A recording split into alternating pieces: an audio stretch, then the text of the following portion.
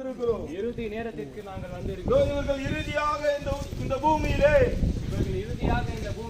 ஒரு ஊர்வலத்திற்கு போக போகிறார்கள். இந்த வழியாகவே இந்த உலகத்தில் பிறந்த எல்லோரும் போயாக வேண்டும். யாராயிருந்தாலும் சரி மரணம் ஒரு நாள் உன்னை சந்திக்கும்.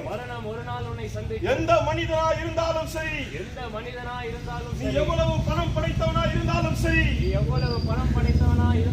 எவ்வளவு அதிகாரம் உள்ளவனா இருந்தாலும் சரி, மரணம் உன்னை ஒரு நாள் சந்திக்கும்.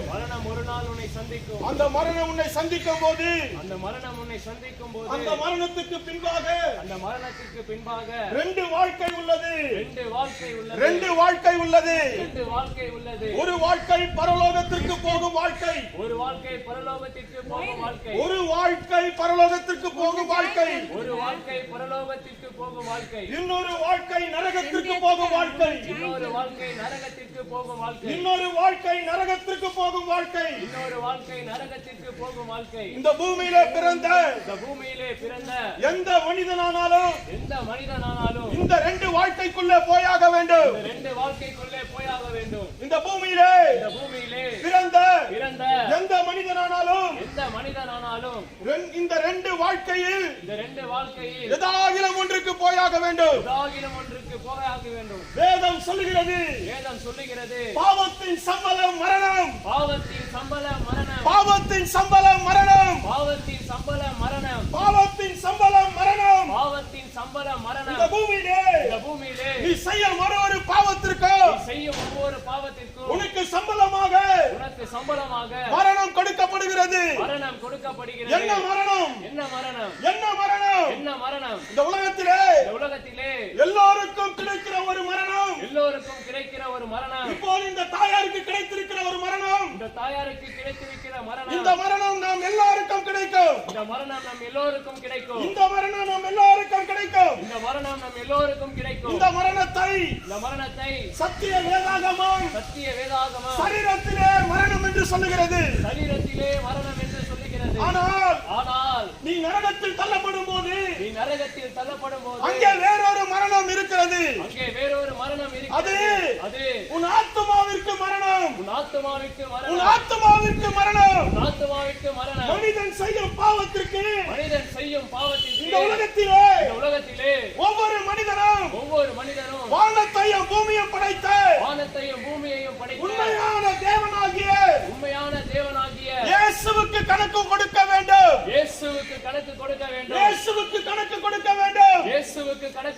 வேதம் சொல்லுகிறது, இந்த இயேசுவே உன் பாவத்திற்காக என் பாவத்திற்காக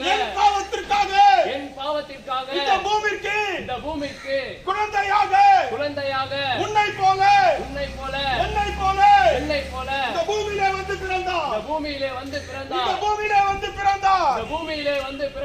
அவர் உனக்காக உன் பாவத்தை தன் மீது ஏற்றுக்கொண்டு உனக்காக ரத்தம் சிந்தினார். ரத்தம் சிந்துதல் இல்லை என்றால் பாவ மன்னிப்பு இல்லை. ரத்தம் சிந்துதல் இல்லை என்றால் பாவ மன்னிப்பு இல்லை. இன்றைக்கு அநேக மனிதர்கள்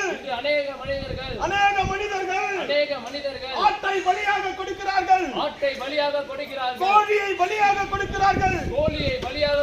தங்கள் வழிபடும் இடத்திலே தங்கள் மார்க்கத்திலே எப்படியாகிலும் ரத்தத்தை சிந்துகிறார்கள்.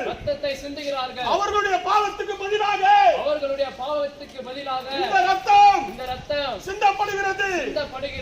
ஆனால் இந்த உலகத்திலே உன்னுடைய பாவமும் என்னுடைய பாவமும் மன்னிக்கப்பட வேண்டுமானால் இயேசுவுடைய ரத்தமே இல்லாமல் வேறொரு ரத்தம் இல்லை. இயேசுவின் ரத்தமே உன் பாவத்தையும் என் பாவத்தையும் மன்னிக்கும்படியாக சிலுவையிலே சிந்தப்பட்டிருக்கிறது. இந்த உலகத்திலே இயேசு இல்லாமல் ஒருவருக்கும் பாவ மன்னிப்பு இல்லை. பாவ மன்னிப்பு இல்லை. பாவ மன்னிப்பு இல்லை. ஏனென்றால் உன் பாவத்திற்காக சிலுவையிலே ரத்தம் சிந்தினது இயேசு ஒருவர்தான். இயேசு ஒருவர்தான். இயேசு ஒருவர்தான். இயேசு ஒருவர்தான். அவரே உன் பாவத்தை மன்னிக்க வல்லவர். உன் பாவத்தை மன்னிக்க வல்லவர். அவரே அவரே உனக்கு பாவ மன்னிப்பை கொடுக்க வல்லவர். உனக்கு பாவ மன்னிப்பை கொடுக்க வல்லவர். இந்த இயேசு சிலுவையிலே மரித்து சரித்திரபூர்வமாக சிலுவையிலே மரித்து மூன்றாம் நாளிலே உயிரோடு எழுந்தார். எழுப்பினார். இன்றைக்கு அநேகர் சொல்லுகிறார்கள், இன்று அநேகர் சொல்லுகிறார்கள், இயேசு மரிக்கவில்லை என்று. இயேசு மரிக்கவில்லை என்று. ஆனால் முதல் நூற்றாண்டிலே வாழ்ந்த சரித்திர ஆராய்ச்சியாளர்கள், யூத ஜனங்கள் இயேசுவுக்கு எதிராக செயல்பட்ட யூத ஜனங்கள், இயேசுவை சிலுவையிலே அறைந்த ஏரோது, இயேசுவை சாக ஒப்பு கொடுத்த பொந்திய பிலாத்து, 12 சீடர்கள், யூத தேசத்திலே வாழ்ந்த இஸ்ரவேல் ஜனங்கள், இயேசு சிலுவையிலே மரித்தார் என்பதற்கு சாட்சி. இன்றைக்கு நாங்கள் பிரசங்கித்துக் கொண்டிருக்கிறோமே, நாங்கள் இயேசு சிலுவையிலே மரித்தார் என்பதற்கு சாட்சி. ஏனென்றால் ஒரு நாளிலே உங்களைப் போல பாவத்திலே நாங்கள் வாழ்ந்தோம். நாங்கள் பட்ட படிப்பு படித்திருக்கிறோம். நாங்கள் நல்ல வேலை செய்கிறோம். நாங்கள் நல்ல முறையிலே வளர்க்கப்பட்டிருக்கிறோம். ஆனாலும் எங்களுக்குள்ளே பாவம் இருந்தது. இந்த பாவத்திலிருந்து எங்களை விடுதலை செய்த இயேசு கிறிஸ்துவே மெய்யான தேவன் என்று நாங்கள் அறிவிக்கிறோம். எங்கள் பாவத்திலிருந்து எங்களை மீட்டெடுத்த எங்களுக்காக ரத்தம் சிந்தின எங்களுக்காக மரித்த இந்த இயேசுவே மெய்யான தேவன் என்று அறிவிக்கிறோம்.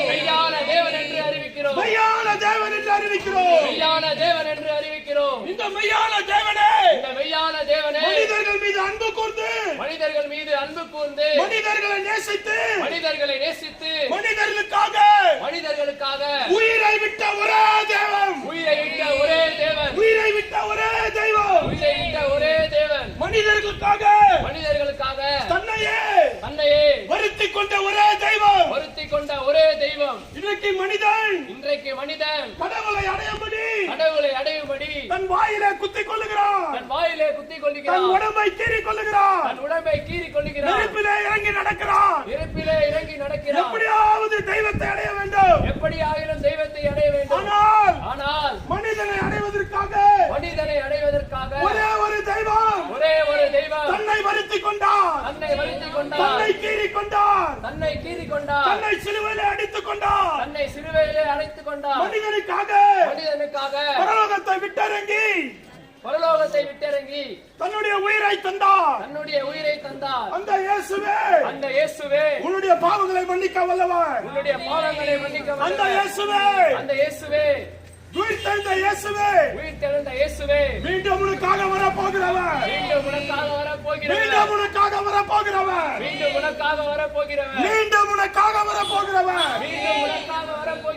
இயேசு சொல்லுகிறார், இதோ சீக்கிரமாய் வருகிறேன். மனுஷனுடைய பாவத்துக்கு தக்கதாக தண்டனை அளிக்கும்படி இதோ சீக்கிரமாய் வருகிறேன். ஆமென். இந்த இயேசுவே உன்னை பரலோகத்துக்கு கொண்டு செல்ல வல்லவர். நான் பிரசங்கிக்கிற இயேசு கிறிஸ்துவை இந்த சத்தத்தை கேட்கும் போது இந்த சத்தத்தோடு வருகிற பரிசுத்த ஆவியின் குரலை இந்த சத்தத்தோடு வருகிற கர்த்தரின் குரலை நீ அசட்டை பண்ணுவாயானால் நீ புறக்கணிப்பாயானால் சொர்க்கத்துக்கு போகிற ஒரே ஒரு வாய்ப்பை இழக்கிறாய்.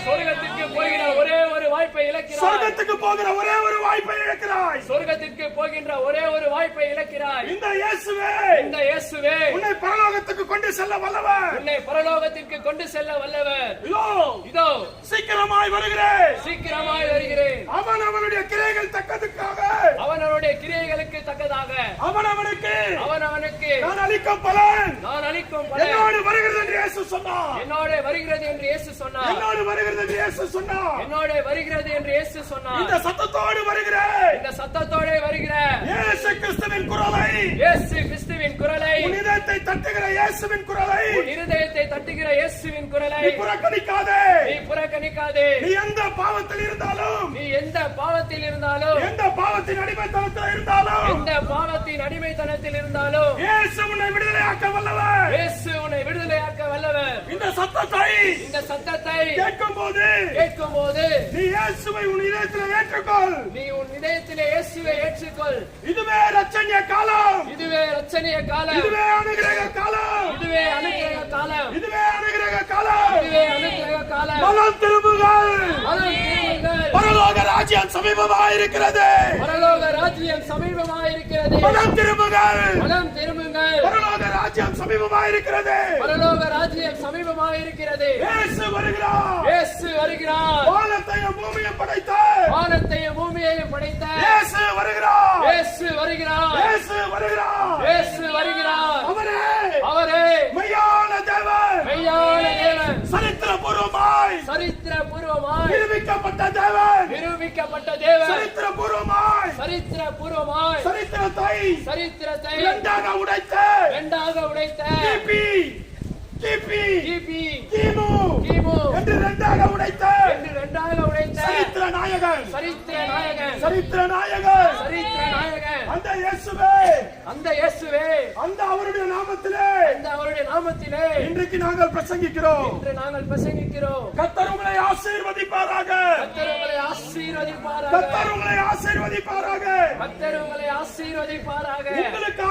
உங்களுக்காக தன் ரத்தத்தை சிந்தின இயேசு தன் உயிரை கொடுத்த இயேசு எவ்வளவாய் உங்களை நேசிக்கிறார் என்பதை யோசித்து பாருங்கள். இயேசு சீக்கிரம் வருகிறார். ஆமென். நாம் ஜெபிப்போம்.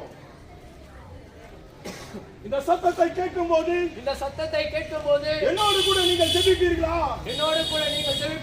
இயேசு உங்களிடத்தில் பணத்தை கேட்கவில்லை. இயேசு உங்களிடத்தில் எதையும் எதிர்பார்க்கவில்லை. உன் இதயத்தை மாத்திரமே கேட்கிறார். உன் இதயத்தை மாத்திரமே எதிர்பார்க்கிறார். ஆமென். எங்களை அதிகமாய் நேசிக்கிற எங்கள் அன்பின் பரலோக பிதாவே, இந்த வேலைக்காக நாங்கள் நன்றி செலுத்துகிறோம். தகப்பனே, இப்போதும் இந்த தாயருடைய இறுதி நேரத்திலே நாங்கள் வந்திருக்கிறோம். ஆண்டவரே, இவர்களை வழிவிட்டு அனுப்பும்படி இந்த உலக யாத்திரையை இவர்கள் முடிக்கப் போகிற நேரத்திலே நாங்கள் வந்திருக்கிறோம். இனி ஒரு தடவை இவர்கள் இந்த உலகத்திலே பிறக்கப் போவதில்லை. இனி இவர்கள் நித்தியத்திலே கண் விழிக்கும் போது அவர்கள் நித்தியத்திலே இருக்க போகிறார்கள். ஆண்டவரே, இப்போதும் இந்த சத்தத்தை கேட்ட ஒவ்வொருவரும் நித்தியத்திலே கண் விழிக்கும் போது நரகத்திலா அல்லது பரலோகத்திலா என்று முடிவு செய்யும்படி அவர்கள் இருதயத்தின் கதவுகளை இந்த வேளையில நீ தட்டி கொண்டிருப்பதற்காக ஸ்தோத்திரம். ஒவ்வொருவருடைய இதயத்தையும் நீ தட்டுகிறதற்காக ஸ்தோத்திரம். தேவனே, இப்போதும் இந்த சத்தத்தை கேட்ட ஒவ்வொருவரையும் கர்த்தர் ஆசீர்வதிப்பீராக. அவருடைய வாழ்க்கையிலே ஆண்டவரே ஒரு ரட்சிப்பை, பாவ மன்னிப்பை, மீட்பை கர்த்தர் கொண்டு வருவீராக. ஆசீர்வதிப்பீராக. இப்போதும் தகப்பனே, இந்த தாயார் வாழ்ந்த வாழ்க்கைக்காக நாங்கள் நன்றி செலுத்துகிறோம். ஆண்டவரே, இந்த உலகத்திலே சந்தோஷமாய் வாழ்ந்து நரகத்திற்கு போவதை விட இந்த உலகத்திலே கஷ்டப்பட்டு வாழ்ந்து பரலோகத்துக்கு போவது எவ்வளவோ மேலானவர். இந்த தாயார் கடைசி நாட்களிலே பட்ட கஷ்டங்களை அறிந்திருக்கிறேன். அவைகளுக்கு இரட்டிப்பான பலனை பரலோகத்திலே வைத்திருக்கிறேன் என்று நாங்கள் நம்புகிறோம். குடும்பத்திற்கு கர்த்தர் ஆறுதல் செய்வீராக.